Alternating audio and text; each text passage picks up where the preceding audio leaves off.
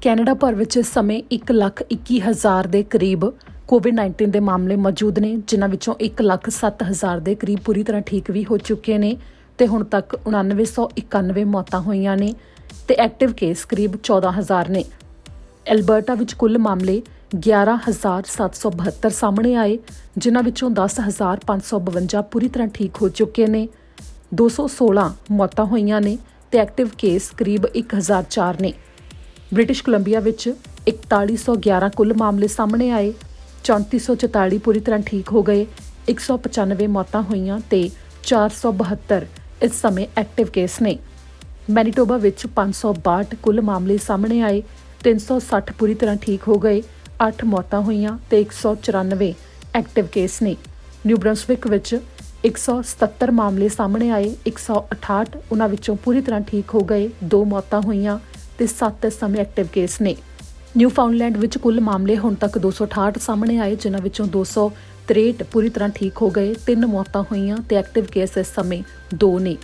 ਨੋਵਾ Scotia ਤੋਂ 1071 ਮਾਮਲੇ ਸਾਹਮਣੇ ਆਏ, 1007 ਪੂਰੀ ਤਰ੍ਹਾਂ ਠੀਕ ਹੋ ਗਏ, 64 ਮੌਤਾਂ ਹੋਈਆਂ ਤੇ ਐਕਟਿਵ ਕੇਸ ਇਸ ਸਮੇਂ 1 ਵੀ ਨਹੀਂ ਹੈ। ਓਨਟਾਰੀਓ ਤੋਂ 40,194 ਮਾਮਲੇ ਸਾਹਮਣੇ ਆਏ, 36,456 ਪੂਰੀ ਤਰ੍ਹਾਂ ਠੀਕ ਹੋ ਗਏ, 2,786 ਮੌਤਾਂ ਹੋਈਆਂ ਤੇ ਐਕਟਿਵ ਕੇਸ ਇਸ ਸਮੇਂ 952 ਦੇ ਕਰੀਬ ਨੇ।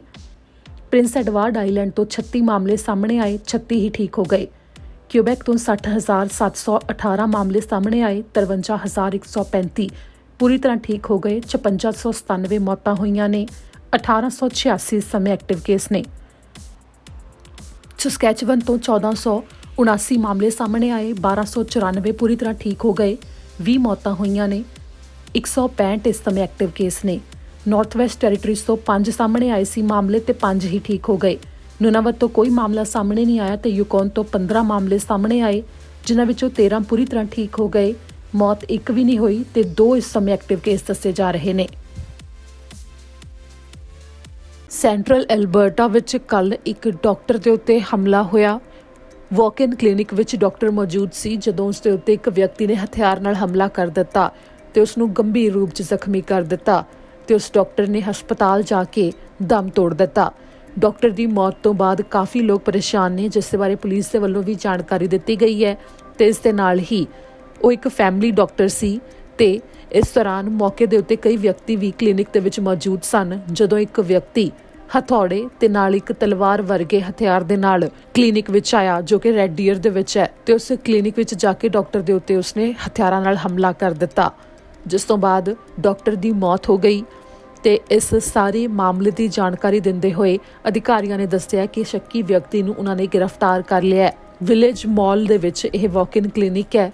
ਜਿੱਥੇ ਇਹ ਵਾਪਰਿਆ, ਜਿਸ ਦੇ ਬਾਰੇ ਪੁਲਿਸ ਨੇ ਕਿਹਾ ਕਿ ਮੌਕੇ ਤੋਂ ਉਹਨਾਂ ਨੂੰ ਤੇਜ਼ਧਾਰ ਹਥਿਆਰ ਵੀ ਮਿਲਿਆ। ਜਿਸ ਵਿਅਕਤੀ ਨੂੰ ਗ੍ਰਿਫਤਾਰ ਕੀਤਾ ਗਿਆ ਉਸ ਦੇ ਉੱਤੇ ਕਈ ਮਾਮਲੇ ਦਰਜ ਹੋ ਸਕਦੇ ਨੇ। ਇਸ ਦੌਰਾਨ ਪੁਲਿਸ ਨੇ ਵੀ ਦੱਸਿਆ ਕਿ ਜਦੋਂ ਹਮਲਾਵਰ ਨੂੰ ਗ੍ਰਿਫਤਾਰ ਕੀਤਾ ਜਾ ਰਿਹਾ ਸੀ ਤਾਂ ਇੱਕ ਹਥਿਆਰ ਇੱਕ ਪੁਲਿਸ ਅਧਿਕਾਰੀ ਦੇ ਵੀ ਲੱਗ ਗਿਆ, ਜਿਸ ਤੋਂ ਬਾਅਦ ਉਹ ਜ਼ਖਮੀ ਹੋ ਗਿਆ ਸੀ, ਪਰ ਜ਼ਿਆਦਾ ਉਸਦੇ ਸੱਟ ਨਹੀਂ ਲੱਗੀ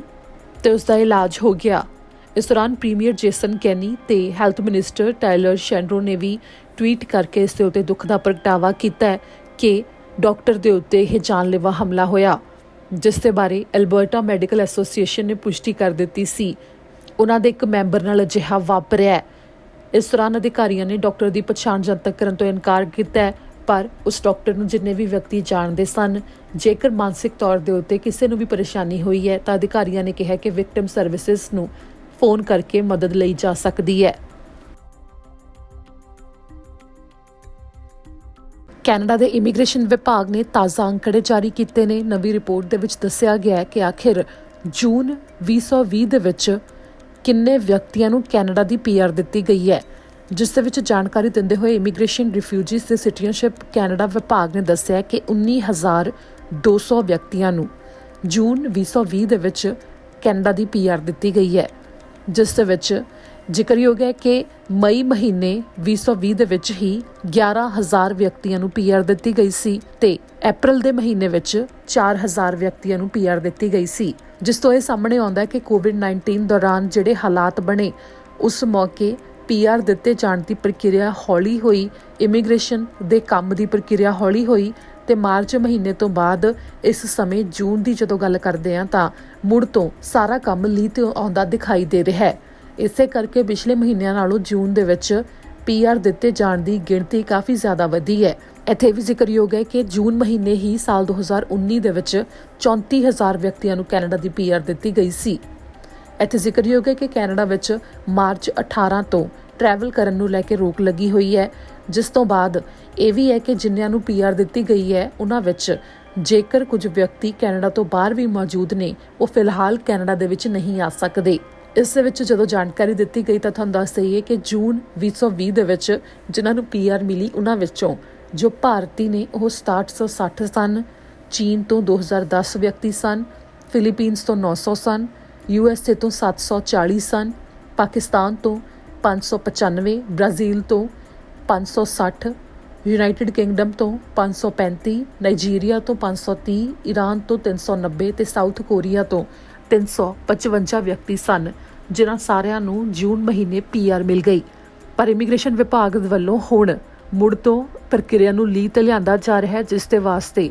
ਹਰ 2 ਹਫ਼ਤੇ ਬਾਅਦ ਡਰਾਅ ਕੱਢੇ ਜਾ ਰਹੇ ਨੇ। ਇਸ ਦੇ ਉੱਤੇ ਜੇਕਰ ਇਮੀਗ੍ਰੇਸ਼ਨ ਵਿਭਾਗ ਵੱਲੋਂ ਹੋਰ ਕੋਈ ਤਾਜ਼ਾ ਜਾਣਕਾਰੀ ਸਾਹਮਣੇ ਆਉਂਦੀ ਹੈ ਤਾਂ ਉਸ ਨਾਲ ਹੀ ਤੁਹਾਡੇ ਤੱਕ ਅਸੀਂ ਪਹੁੰਚਾਵਾਂਗੇ।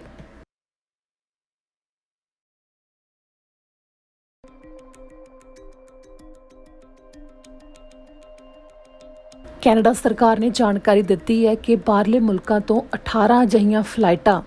ਅਗਸਤ ਮਹੀਨੇ ਦੇ ਵਿੱਚ ਹੀ ਆਈਆਂ ਨੇ, ਜਿਨ੍ਹਾਂ ਵਿੱਚ ਯਾਤਰੀਆਂ ਨੂੰ COVID-19 ਤੋਂ ਪੀੜਤ ਪਾਇਆ ਗਿਆ ਹੈ। ਜਿਸ ਦੇ ਬਾਰੇ ਜਾਣਕਾਰੀ ਦਿੰਦੇ ਹੋਏ ਫੈਡਰਲ ਸਰਕਾਰ ਦੇ ਵੱਲੋਂ ਜੋ ਰਿਪੋਰਟਸ ਜਾਰੀ ਕੀਤੀਆਂ ਗਈਆਂ ਨੇ, ਉਸ ਦੇ ਵਿੱਚ ਦੱਸਿਆ ਗਿਆ ਹੈ ਕਿ ਕੈਨੇਡਾ ਵਿੱਚ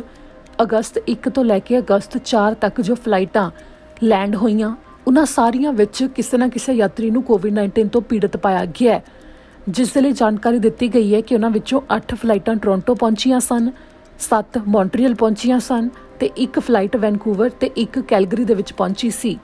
ਇਸ ਦੇ ਵਿੱਚ ਵੱਖੋ ਵੱਖਰੀਆਂ 에ਅਰਲਾਈਨਸ ਦੀਆਂ ਇਹ ਫਲਾਈਟਸ ਨੇ, ਜਿਨ੍ਹਾਂ ਵਿੱਚ ਵਿਅਕਤੀਆਂ ਨੂੰ COVID-19 ਤੋਂ ਪੀੜਤ ਪਾਇਆ ਗਿਆ, ਜਿਸ ਦੇ ਵਿੱਚ ਸਾਰਿਆਂ ਦੇ ਵਾਸਤੇ ਸਥਾਈ ਬਣਾਇਆ ਗਿਆ ਹੈ ਕਿ 14 ਦਿਨ ਵਾਸਤੇ ਉਹ ਖੁਦ ਨੂੰ ਕੁਆਰੰਟਾਈਨ ਕਰਨਗੇ, ਜਿਸ ਕਰਕੇ ਇਹ ਖਤਰਾ ਤਾਂ ਨਹੀਂ ਹੈ ਕਿ ਕੈਨੇਡਾ ਦੇ ਅੰਦਰ ਉਹਨਾਂ ਵਿਅਕਤੀਆਂ ਦੇ ਕਰਕੇ ਹੋਰ ਲੋਕਾਂ ਨੂੰ COVID-19 ਫੈਲੇ, ਕਿਉਂਕਿ 에ਅਰਪੋਰਟ ਤੱਕ ਪਹੁੰਚਣ ਤੇ 에ਅਰਪੋਰਟ ਤੋਂ ਉਹਨਾਂ ਦੇ ਉਸ ਥਾਂ ਤੱਕ ਜਾਣ ਜਿੱਥੇ ਉਹਨਾਂ ਨੇ ਖੁਦ ਨੂੰ 14 ਦਿਨ ਵਾਸਤੇ ਵੱਖਰੇ ਤੌਰ ਦੇ ਉੱਤੇ ਰੱਖਣਾ ਹੈ, ਸਥਾਈ ਬਣਾਇਆ ਜਾਂਦਾ ਹੈ ਕਿ ਉਹ ਕਿਸੇ ਦੇ ਸੰਪਰਕ ਵਿੱਚ ਨਾ ਆਉਣ। ਤੇ ਇਸ ਦੌਰਾਨ ਇਹ ਵੀ ਕਿਹਾ ਗਿਆ ਕਿ ਜਿੰਨੇ ਵੀ ਯਾਤਰੀ ਇਹਨਾਂ ਫਲਾਈਟਾਂ ਦੇ ਵਿੱਚ ਆਏ ਸਨ, ਉਹਨਾਂ ਵਿੱਚ ਜਿਹੜਾ ਵੀ COVID-19 ਸੰਬੰਧੀ ਲੱਛਣ ਮਹਿਸੂਸ ਕਰਦਾ ਹੈ, ਉਹ 811 ਤੇ ਫੋਨ ਕਰਕੇ ਜਾਣਕਾਰੀ ਜ਼ਰੂਰ ਦੇਵੇ। 에ਅਰ ਕੈਨੇਡਾ ਦੇ ਵੱਲੋਂ ਵੀ ਇਸ ਦੇ ਉੱਤੇ ਜਾਣਕਾਰੀ ਦਿੱਤੀ ਗਈ ਹੈ ਕਿ ਉਹਨਾਂ ਦੀਆਂ ਫਲਾਈਟਾਂ ਵਿੱਚ ਆਉਣ ਵਾਲੇ ਸਾਰੇ ਯਾਤਰੀਆਂ ਨੂੰ ਜਾਣਕਾਰੀ ਦਿੱਤੀ ਜਾ ਰਹੀ ਹੈ ਕਿ ਜੇਕਰ ਕੋਈ ਵੀ ਵਿਅਕਤੀ ਖੁਦ ਨੂੰ ਬਿਮਾਰ ਮਹਿਸੂਸ ਕਰਦਾ ਹੈ ਤਾਂ ਇਸ ਸੰਬੰਧੀ ਆਪਣੇ ਡਾਕਟਰ ਨਾਲ ਸੰਪਰਕ ਕਰੇ। ਇੱਥੇ ਜ਼ਿਕਰਯੋਗ ਹੈ ਕਿ ਸਾਰੀਆਂ 에ਅਰਲਾਈਨਸ ਦੇ ਵੱਲੋਂ ਇੱਥੇ ਦੱਸਿਆ ਗਿਆ ਹੈ ਕਿ ਉਹਨਾਂ ਦੇ ਵੱਲੋਂ ਸਥਾਈ ਬਣਾਇਆ ਜਾਂਦਾ ਹੈ ਕਿ ਕੋਈ ਵੀ COVID-19 ਦਾ ਮਰੀਜ਼ ਫਲਾਈਟ ਦੇ ਵਿੱਚ ਨਾ ਆਵੇ, ਪਰ ਫਿਰ ਵੀ ਉਹਨਾਂ ਫਲਾਈਟਾਂ ਦੇ ਵਿੱਚੋਂ COVID-19 ਦੇ ਮਰੀਜ਼ ਬਾਅਦ ਵਿੱਚ ਪਾਏ ਗਏ ਨੇ। ਫਲਾਈਟਾਂ ਵਿੱਚ ਚੜ੍ਹਨ ਤੋਂ ਪਹਿਲਾਂ ਸਕਰੀਨਿੰਗ ਹੁੰਦੀ ਹੈ, ਉਸ ਸਕਰੀਨਿੰਗ ਦੇ ਫੇਲ ਰਹਿਣ ਦਾ ਸਬੂਤ ਇੱਥੋਂ ਮਿਲ ਜਾਂਦਾ ਹੈ ਕਿ COVID-19 ਦੇ ਮਰੀਜ਼ 18 ਫਲਾਈਟਾਂ ਦੇ ਵਿੱਚ ਪਾਏ ਗਏ, ਜਿਸ ਦੇ ਵਿੱਚ ਜੋ ਇੰਟਰਨੈਸ਼ਨਲ ਫਲਾਈਟਸ ਨੇ ਉਸ ਦੇ ਵਿੱਚ ਯੂਨਾਈਟਿਡ 에ਅਰਲਾਈਨਸ ਦੀਆਂ ਫਲਾਈਟਾਂ ਸਨ,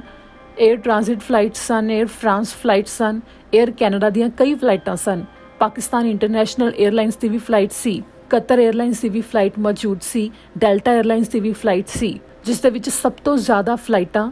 ਹਰ ਰੋਜ਼ 1 ਤਰੀਕ ਤੋਂ ਲੈ ਕੇ 4 ਤਰੀਕ ਤੱਕ 에ਅਰ ਕੈਨੇਡਾ ਦੀਆਂ ਸਨ, ਜਿਸ ਦੇ ਵਿੱਚ COVID-19 ਦੇ ਮਰੀਜ਼ ਪਾਏ ਗਏ ਨੇ। ਇਸ ਸੰਬੰਧੀ ਸੂਬਾ ਸਰਕਾਰਾਂ ਤੇ ਫੈਡਰਲ ਸਰਕਾਰ ਦੇ ਵੱਲੋਂ ਸਮੇਂ-ਸਮੇਂ ਦੇ ਉੱਤੇ ਜਾਣਕਾਰੀ ਦਿੱਤੀ ਜਾ ਰਹੀ ਹੈ, ਜਿਸ ਸੰਬੰਧੀ ਯਾਤਰੀਆਂ ਨੂੰ ਵੀ ਕਿਹਾ ਜਾ ਰਿਹਾ ਹੈ ਕਿ ਜਦੋਂ ਉਹ ਇੱਕ ਵਾਰ ਪਹੁੰਚ ਵੀ ਜਾਂਦੇ ਨੇ ਤਾਂ ਸਾਰੀ ਅਪਡੇਟ ਜ਼ਰੂਰ ਪੜ੍ਹਨ, ਜਿਸ ਦੇ ਵਿੱਚ ਉਹਨਾਂ ਨੂੰ ਦੱਸਿਆ ਜਾਂਦਾ ਹੈ ਕਿ ਕਿਹੜੀ ਫਲਾਈਟ ਦੇ ਵਿੱਚ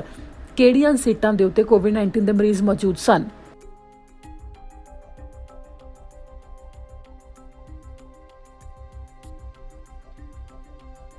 ਸਸਕੈਚੁਅਨ ਹੈਲਥ ਅਥਾਰਟੀ ਦੇ ਵੱਲੋਂ ਜਾਣਕਾਰੀ ਦਿੱਤੀ ਗਈ ਹੈ ਕਿ ਕੇਬਰੋ ਲੀਲੈਂਡਸ ਦੇ 18 ਵਿਅਕਤੀ ਅਜਿਹੇ ਪਾਏ ਗਏ ਨੇ ਜਿਨ੍ਹਾਂ ਨੂੰ COVID-19 ਤੋਂ ਪੀੜਤ ਪਾਇਆ ਗਿਆ ਹੈ। ਰਜਾਇਨਾ ਦੇ ਵਿੱਚ ਇਸ ਥਾਂ ਦੇ ਉੱਤੇ ਹੁਣ ਤੱਕ 150 ਕਾਮਿਆਂ ਦੇ COVID-19 ਦੇ ਟੈਸਟ ਕੀਤੇ ਜਾ ਚੁੱਕੇ ਨੇ। ਇਸ ਦੌਰਾਨ ਅਧਿਕਾਰੀਆਂ ਨੇ ਵੀ ਕਿਹਾ ਕਿ ਇੱਕ ਦੂਜੇ ਤੋਂ ਅੱਗੇ COVID-19 ਫੈਲਣ ਦਾ ਹੋਰ ਜ਼ਿਆਦਾ ਖਤਰਾ ਘੱਟ ਹੈ, ਪਰ ਫਿਰ ਵੀ ਸਾਰਿਆਂ ਦੇ ਟੈਸਟ ਕੀਤੇ ਜਾ ਚੁੱਕੇ ਨੇ। ਇੱਥੇ ਵੀ ਮੰਨਿਆ ਜਾ ਰਿਹਾ ਹੈ ਕਿ ਜਿਹੜੇ 18 ਵਿਅਕਤੀ ਜੋ ਉੱਥੇ ਕੰਮ ਕਰ ਰਹੇ ਸੀ ਉਹ ਕੋਵਿਡ-19 ਤੋਂ ਪੀੜਤ ਪਾਏ ਗਏ ਨੇ। ਹੋ ਸਕਦਾ ਹੈ ਅੱਗੇ ਉਹਨਾਂ ਦੇ ਪਰਿਵਾਰਕ ਮੈਂਬਰ ਵੀ ਕੋਵਿਡ-19 ਤੋਂ ਪੀੜਤ ਹੋਏ ਹੋਣ।